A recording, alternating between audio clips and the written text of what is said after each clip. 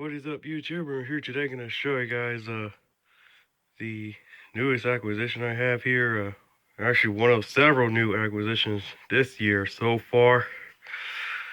So this is the HP Stream 14. Yes, another one. I can't even get you the flashlight, which is kind of annoying. But this is the DK1013DX. This is from 2021. Now this computer right here is actually similar to the one I have, the blue HP Stream 14, the FQ0037NR, which I did a video on. If you want to check it out, I'll have a link in the video description, or it should also be on the top right. So I found this thing actually on Wednesday, December 21st, by the curb, literally close towards the driveway. So I actually got it, and I actually did reset it to its factory settings, and then on December 24th, that will be yesterday, at the time of recording, I actually did work on this thing a lot, and also upgraded this thing to a newer operating system, which we'll get to that later.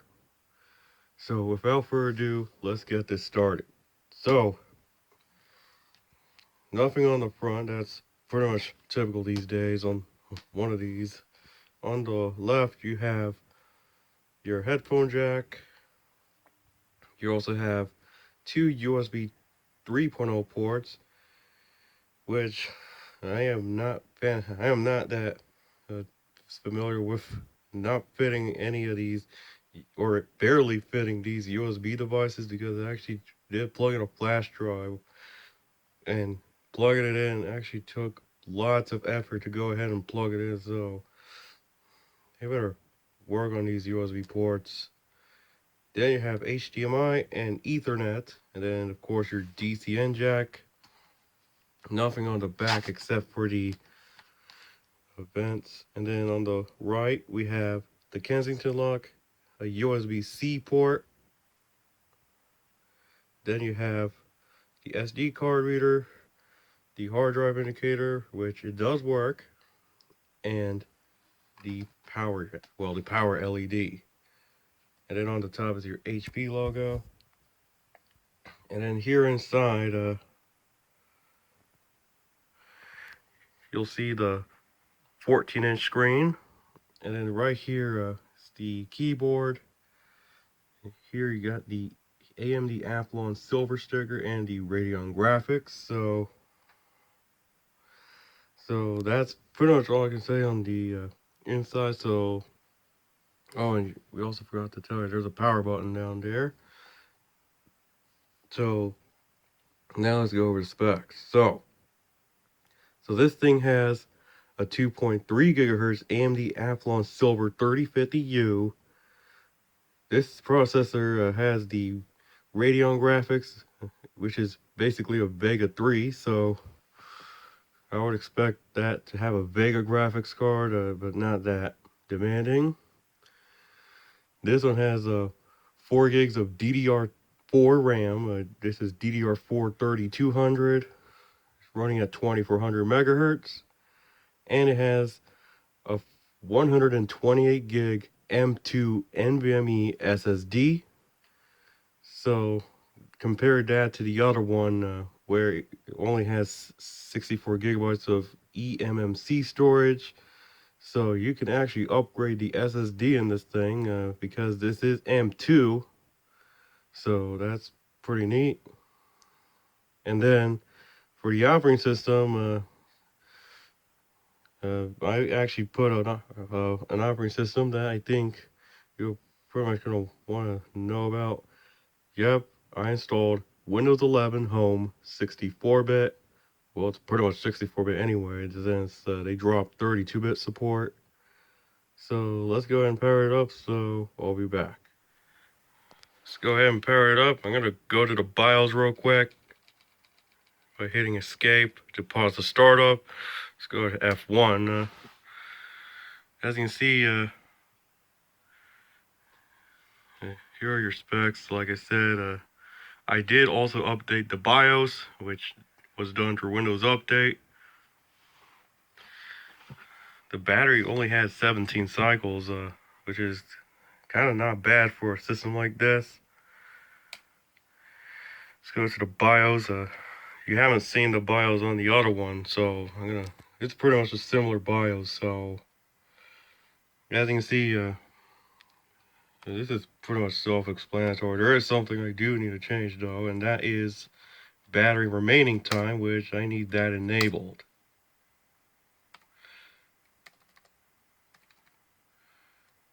All the others I'm not gonna bother, so let's go ahead and and the BIOS, as you already saw, is F61. And we're gonna go ahead and save changes and exit, and we can go ahead and boot into Windows 11.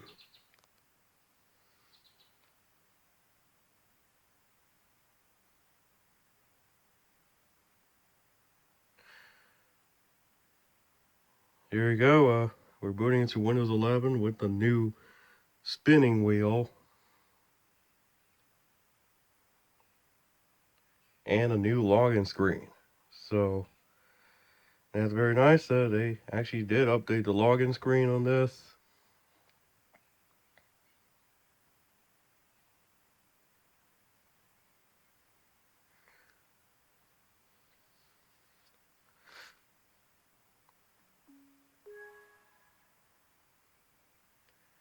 And there goes the startup sound, which you probably never heard it in Windows 10. That was the new startup sound they introduced here. So let's go ahead and do system properties. So even though I already told you guys the specs,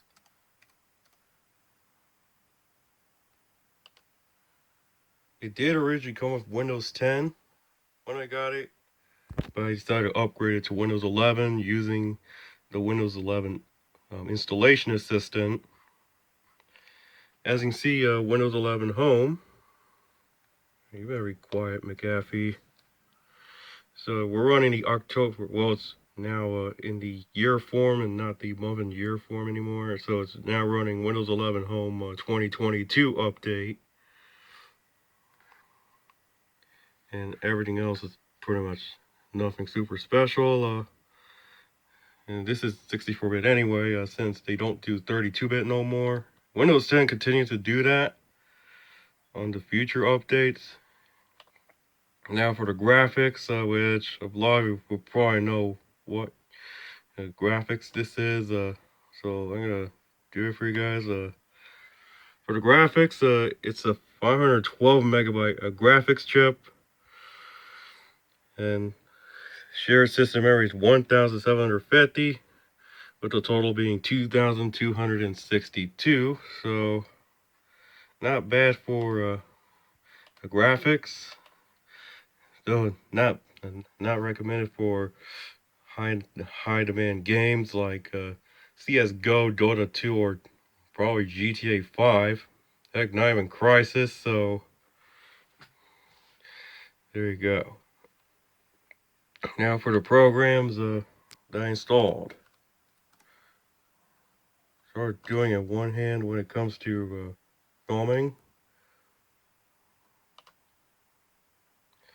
So these are the programs I installed. I installed 7-Zip, Adobe Reader, Acrobat DC. So it's running the latest version. Pretty much they're all the latest version. We have iTunes down there. We also have CCleaner 6.0.7, Google Chrome, LibreOffice. Yes, I installed LibreOffice. That's, of course, to replace Microsoft Office 365, which it does come with one.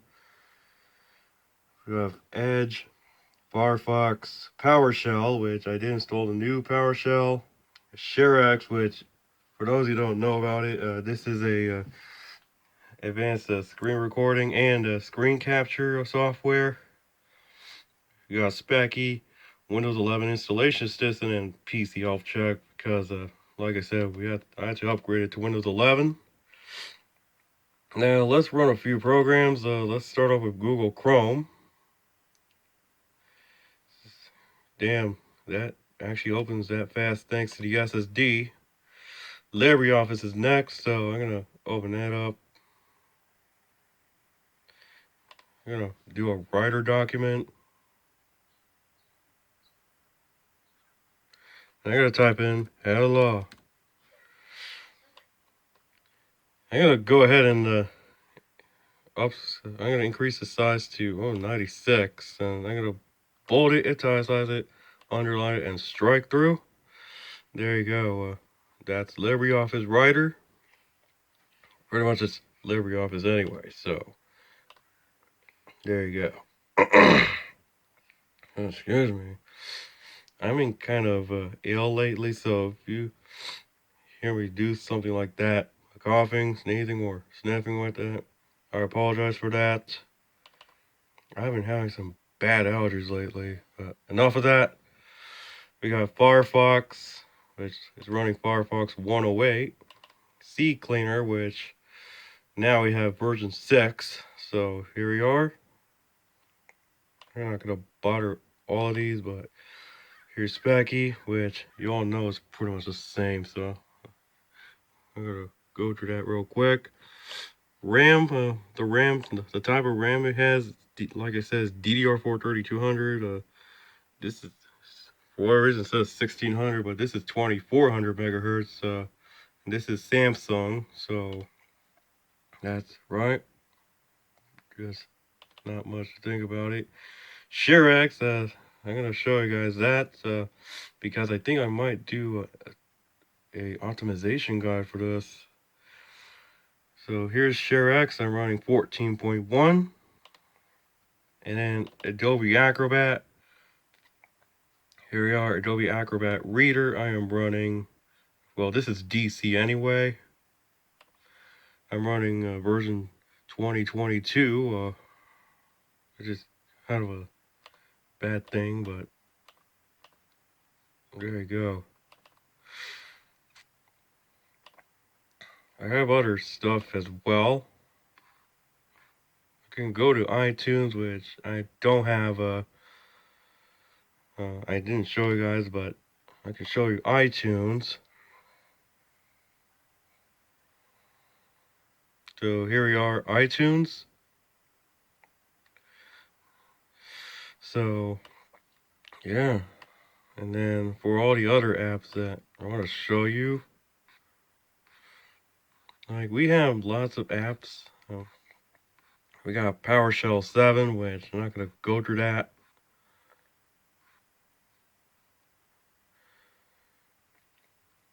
Oh, here's something I think you really love. Paint. Yep, brand new paint right here. The one in Windows 10 looked similar to the one you saw in Windows 7, except with a fluent design change. So here's the new Microsoft Paint. So let me go ahead and draw something for you guys.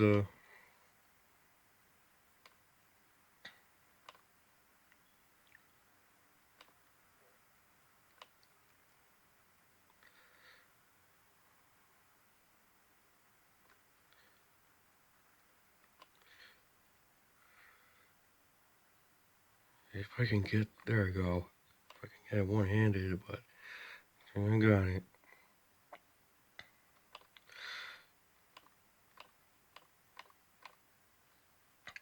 This will reflect the Windows 11 logo. So there you go. I'm not gonna save that, so that's it. It did have S mode, which was not a good idea because I had to use my Microsoft account, well, my Outlook account to go ahead and switch out of S mode. So that's pretty much it. So let's get to the conclusion. So in conclusion, is it worth it? If you actually plan on upgrading this thing into Windows 11, I would say definitely yes. it is possible to upgrade. You can upgrade the SSD. I think you might also upgrade the RAM. There's 2 slots, which I would assume, I think one of them might be soldered or something, but if it's actually upgradable, let me know. I might have to go ahead and dig inside to see if there's upgradable RAM in there. Also to note that the camera here, which I forgot to mention, is not a good quality. I have actually looked at it and it's way too fuzzy, especially for the photos. It's really low quality, so I would not recommend using that. But hey, at least you get the point on having this thing and fully Windows 11 compatible. So like I would expect that to happen. Oh, and there's one more thing too. I want to show you guys. I'm not familiar with.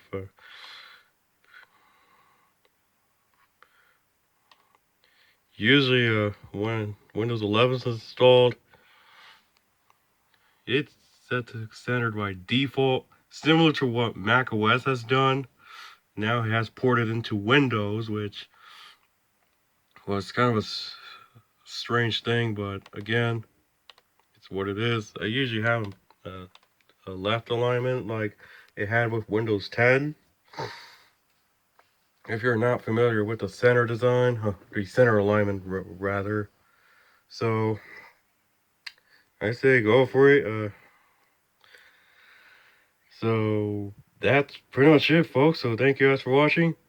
Please be sure to hit the subscribe button and also follow me on Twitter at RubenAparicio17. Also follow me on Instagram, Ruben the Transit Fan. I do have other computers. In fact, a few more. I still have to work on that Dell Optiplex 780. I gotta work on that HP ProBook video, which will be coming. So stay tuned for that. Just don't know when I'm gonna be doing that. I also have an HP Compact, a DC5750 that I found also on the curb on December 13th. Just still need to work on that. And then I also have an iMac, but that iMac I'm not going to review because that's for someone for me to repair. So yeah, that's pretty much it. So, well, I'm going to go ahead and end the video here. So I'll see you next time.